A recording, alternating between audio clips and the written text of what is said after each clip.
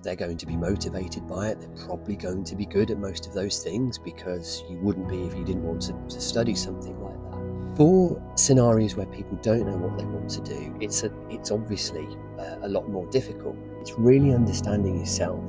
It's understanding what you're good at, what you're not so good at, and the things that you're not so good at, only choose the things that are going to help. You can't focus on everything.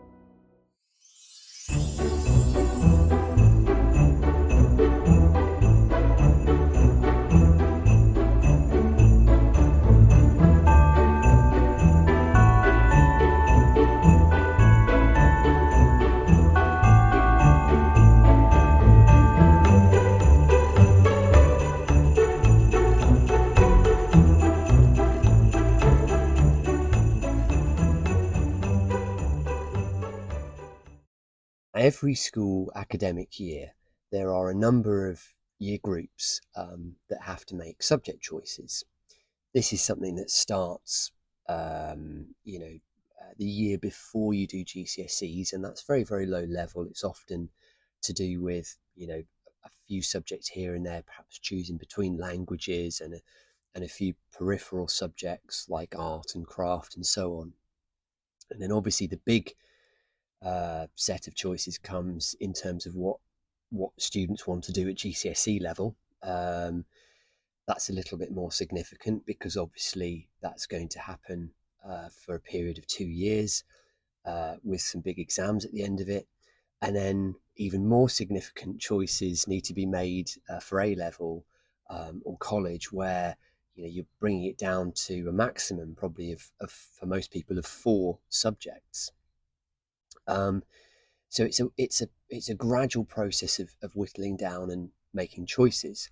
And I wanted to talk about this and talk about my experiences, because I think, I'm sure it's difficult for everybody, every young person, when they're presented with this. There is a lot of support, I think, in many schools. But I think for for the scenario where people have an idea of what they want to be, it's far more straightforward.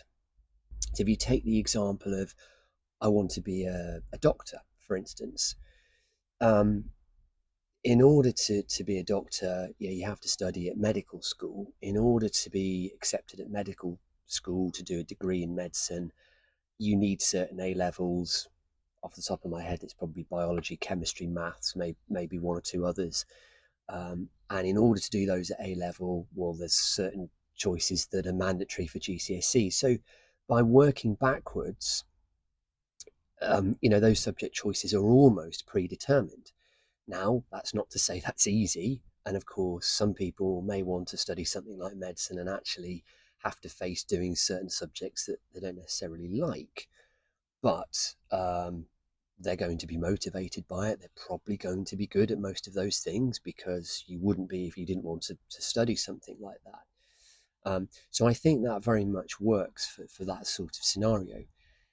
For scenarios where people don't know what they want to do, it's obviously a lot more difficult. Now, when I was at school, I loved creative things. Well, it's no surprise, right? Doing this channel, art, English, design, history was my biggest passion. I loved history. Now, I did that at GCSE, um, but I started to really sort of waver and go all over the place. I didn't know what I wanted to do. I flirted with all sorts of different ideas. When I reached the point at the end of GCSEs where I was asked what A levels I wanted to do, um, I had no idea. I got too far ahead of myself. I wondered what on earth I was going to do, and I essentially hedged my bets.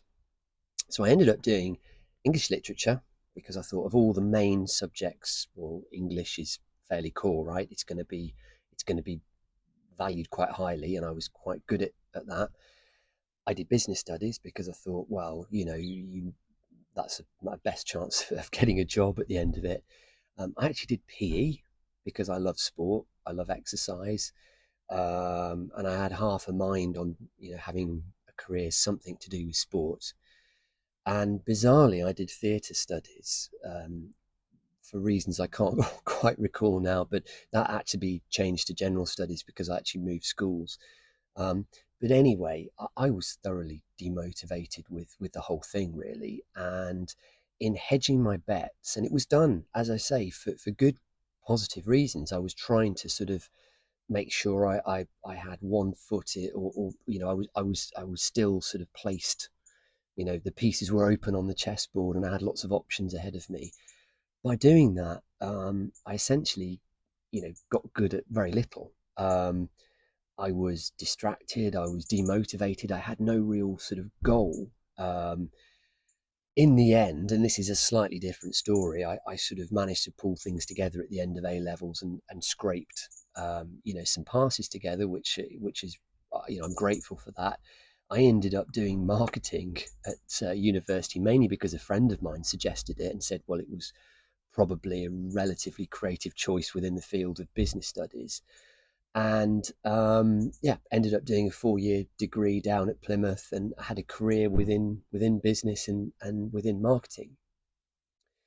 So that was my experience. Now, with all the sort of wisdom and experience of what's happened, I can look back on things now and I've got a much clearer idea. So if I was going back to the age of, let's say, I mean, I know it's probably around the age of 13 that you make those initial choices, but certainly 14, 15, when you start to do GCSEs, this is the advice that I would have given to somebody like me. I would have said, look, study history at A level, okay? Um, Give it your best shot. Think of yourself as a historian. Have the goal to study medieval history, which is the part of history that you love the most at a top university. Could be Durham or St Andrews. That's your goal. We'll get there in stages.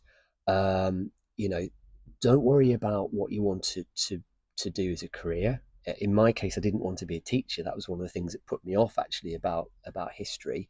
And I've subsequently seen that there's so many opportunities beyond just teaching and researching within history. That's very abstract. So the advice would have been, don't worry about the end goal. Concern yourself with being the best historian you can be, right? So we're going to choose subjects that are complementary, right? It will definitely include English, probably include language, French, maybe Latin. And I was no good at languages, but I would have, the suggestion would have been to try and get some support outside of school to help with that, maybe do things in a slightly different way. Get some support, maybe look at tutoring, perhaps volunteering at, some places, perhaps museums, libraries, etc. Start writing about history. See it beyond just the scope of all the subjects, but the subject choices themselves are going to be very, very supportive around that goal of history. And you're going to build up your reputation and experience as an expert on the subject, right? As I say, it might involve working with some TV companies, museums, etc., documentary sets, writing some research pieces. I could go on. That's the idea of the advice that looking back now, I would have given to myself, absolutely. Um, but of course, at the time, there was absolutely nobody. There was just a sort of careers lady with a list of jobs that she read off from a sheet, asking about what it is that I wanted to do. And of course, most people don't. It's much easier to say, look, this is what I like doing. This is what I think I'm quite good at. Um, but they're not being burdened by, well, what's the end result, what's going to be the outcome. It's more about the process, and I normally hate the word process, but it's really about saying, right, how can I be the best at that, and how can I create some subject choices around that to support me in what I'm doing.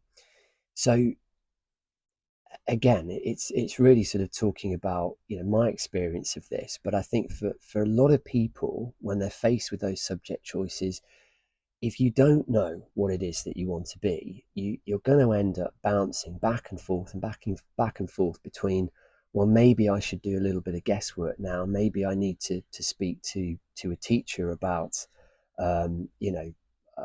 what I could be. And the reality is, you just don't know. I mean, most people don't know what they want to be when they're 14 years old, 16, 18. Many people don't know what they want to be when they're 20 or 30.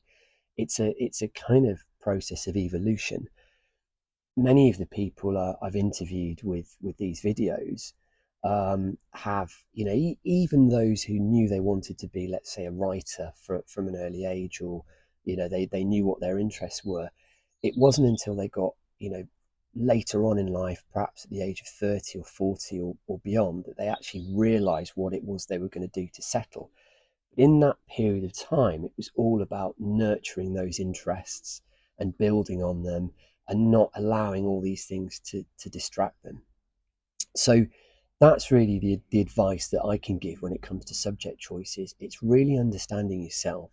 It's understanding what you're good at, what you're not so good at, and the things that you're not so good at, only choose the things that are going to help. You can't focus on everything. So if there's one or two things that normally you're not good at, but you think actually they would support what you're doing, be brave enough to choose those, or try and find a way. And it doesn't always have to be within school, of supporting those and getting just improving them to the point where they're not barriers, and not losing sight of that passion, that interest, that core thing, because it's easily, you can be easily put off. I was, as I said, people are amazed that I dropped history at the age of 16, with me being as interested in it as I still am now. But it is as a result of losing focus and being distracted, and just not having that advice in place. So that's the best advice I can give for anybody. I know it's difficult, it's not straightforward, but I think when you're looking at those subject choices, just keep clear and keep sticking to what matters to you, what you're good at, what you want to be, and the best version of yourself. That's the best advice I can give.